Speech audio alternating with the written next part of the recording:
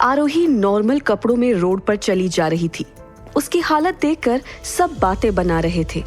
उनके शब्द आरोही को भी सुनाई दे रहे थे, पर आरोही किसी की भी बातों पर ध्यान नहीं दे रही थी। वो बस विक्रम के ख्यालों में खोई हुई थी। जब उसने विक्रम और शिवानी को हग करते हुए देखा था, जब उसे होश आया तो उसने देखा वो शादी के वेन्यू से बहुत दूर निकल आई थी। ये देखकर उसने खुद में ही कहा, अब मैं कहाँ जाऊं?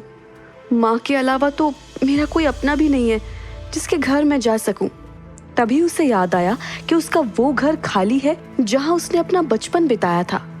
ये याद कर वो दौड़ते हुए उस घर की तरफ बढ़ गई। कुछ देर बाद उसे अपने पीछे से जानी पहचानी आवाज आई, आरोही, फाइनली तुम यहाँ आ ही गई। ये सुनकर आरोही ने पीछे मुड़कर देखा तो वो कोई और नहीं बल्कि उत्कर्ष था। तुम यहाँ क्या कर रहे हो और तुम्हें कैसे पता चला कि मैं यहाँ हूँ? आरोही, हम 3 साल तक रिलेशनशिप में थे, इसलिए मैं तुम्हारे बारे में सब कुछ जानता हूँ। मैं जानता था कि तुम यहाँ जरूर आओगी, इसलिए मैं रोज यहाँ आता था ताकि मैं तुमसे मिल सकूं। और देखो, आज मेरा इंतजार खत्म हुआ। मैंने उसी दिन तुम्हें सब क्लियर कर दिया था, तो फिर तुम मुझसे क्यों मिलना चाहते हो? आरोही, तुम ऐसा क्यों प्रिटेंड कर रही हो जैसे तुम्हें कुछ नहीं पता? मैंने तुम्हें कितनी बार बताया कि मैं तुमसे प्यार करता हूँ, और मैं जानता हूँ तुम अब भी मुझसे प्यार करती हो। मैं तुमसे प्यार नहीं करती हूँ। तुम जैसे घटिया आदमी के लिए मेरे दिल में कोई जगह नहीं है। उसकी बात सुनकर उत्कर्ष को गुस्सा आ गया। उत्कर्ष, मैंने तुम्हें पहले ही कह दिया है कि मैं तुमसे प्यार नहीं करती हूँ। आरोही ने बाजू में पड़ा फ्लावर पॉट उठाया और उसके सर पर दे मारा और बिना कुछ कहे वहां से निकल गई। आरोही दौड़ती हुई घर से बाहर निकल गई। वो थोड़ी दूर गई, तभी रास्ते में एक छोटी सी बच्ची जिसकी आंखों में आंसू थे, उसने आरोही को रोककर कहा, दीदी प्लीज, क्या आप मेरी मदद करेंगी? मेरी मम्मा फिसल कर गिर गई हैं। क्या आप मेरी मम्मा को हॉस्पिटल ले जाने में मेरी मदद करेंगी? फिर वो लड़की आरोही को कुछ ही दूर एक बिल्डिंग में ले गई और एक रूम में आकर कहा, दीदी, यहाँ मेरी मम्मा है। पर जैसे ही आरोही रूम में गई, रूम पूरा खाली था। ये देखकर वो हैरान रह गई, पर वो कुछ रिएक्ट कर पाती उससे पहले ही एक आदमी ने पीछे से उसके गले पर चाकू रखकर कहा, डरिए मत मैडम, हम आपको कोई नुकसान नहीं पहुंचाने वाले। दरअसल कोई आपको पूरे शहर में ढूंढ रहा है और उसने ऐलान किया है कि जो आपको ढूंढकर उनके हवाले करेगा उसे 5 लाख का इनाम मिलेगा। क्या कोई मुझे ढूंढने के लिए इतने पैसे खर्च कर रहा है? पर ये कौन हो सकता है? आरोही ये सोच रही थी, तभी अचानक उनमें से एक आदमी ने उसके नाक पर एक रुमाल रख दिया। इसी के साथ आरोही धीरे धीरे बेहोश हो गई। ये देखकर पहले आदमी ने घबरा कर कहा, भाई ये तूने क्या किया? हमने बस पैसों के लिए काम किया था। उस आदमी ने कहा था कि इसे चोट नहीं आनी चाहिए। तू टेंशन मत ले, मैंने बहुत ही कम क्लोरोफॉर्म का यूज किया है। जब तक वो बंदा इसे लेने यहाँ आएगा तब तक ये होश में आ जाएगी। चल उसे फोन करते हैं। अगले ही पल आरोही को कुछ कदमों की आहट सुनाई दी। वो कुछ रिएक्ट कर पाती उससे पहले ही एक जानी पहचानी आवाज आई, मैंने कहा था ना कि इसे कोई तकलीफ नहीं होनी चाहिए। ये बेहोश क्यों है? सर, हमें डर था कि कहीं वो भाग ना जाए, इसलिए हमने क्लोरोफॉर्म का यूज किया।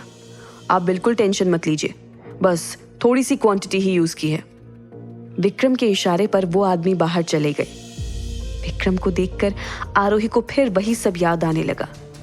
विक्रम कुछ देर तक आरोही को देखता रहा और जब उसे महसूस हुआ आरोही पूरी तरह से होश में आ गई है, तो उसने उसके गाल पर हाथ रखकर कहा, अब तुम कैसी हो आरोही? आप क्यों आए हैं यहाँ? चले जाइए यहाँ से। आरोही, तुम वहां से भाग क्यों गई? हमारी शादी के लिए सब वेट कर रहे हैं, चलो चलते हैं। मैं आपके साथ कहीं नहीं जाऊंगी। तुम पहले मेरी पूरी बात सुन लो।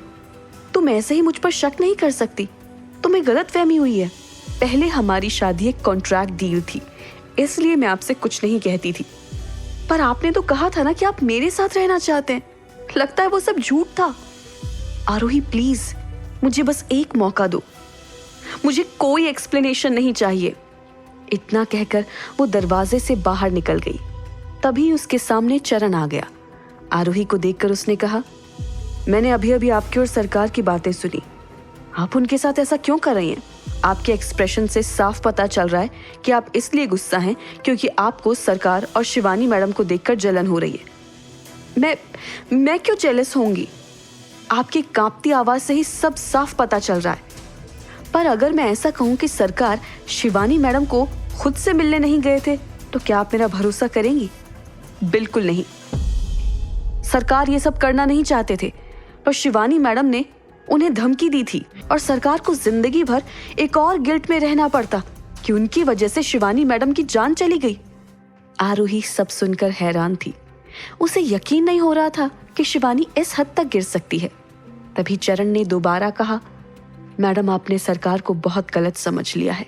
जब से उन्होंने आपके साथ रहने का फैसला किया है, शिवानी मैडम से उन्होंने दूर रहना शुरू कर दिया है। आप गायब हो गई थी ये जानने के बाद सरकार बहुत ज्यादा परेशान हो गए। उनके साथ साथ बड़ी मैडम भी बहुत ज्यादा परेशान हो गई थी। सब अभी भी आप दोनों की शादी का इंतजार कर रहे हैं। प्लीज वापस चलिए। क्या आरोही सच जानने के बाद वापस जाएगी? क्या शिवानी ये शादी होने देगी या फिर कोई और पैंतरा आजमा कर शादी रोकने की कोशिश करेगी? जानने के लिए सुनिए इस कहानी का अगला एपिसोड सिर्फ पॉकेट FM ऐप पर।